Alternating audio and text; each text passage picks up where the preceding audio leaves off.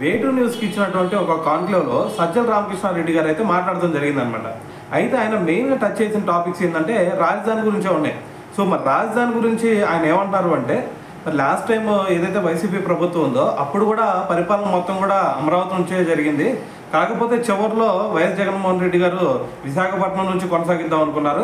So ఆ టైంలోనే మరి ఎలక్షన్ రావడంతో అది జరగలేదు అని చెప్పేసి ఒక స్టేట్మెంట్ ఇచ్చారు.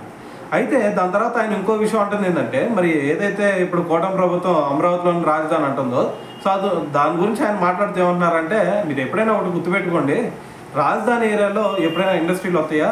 సో దాని తర్వాత చూసుకుంటే మరి మీరు ఏదో రాజధాని అమరావతిలో పెడతా ఉన్నారు. సో రాజధాని కోసం అని చెప్పేసి లక్షల కోట్లు కూడా అప్పు చేశారు.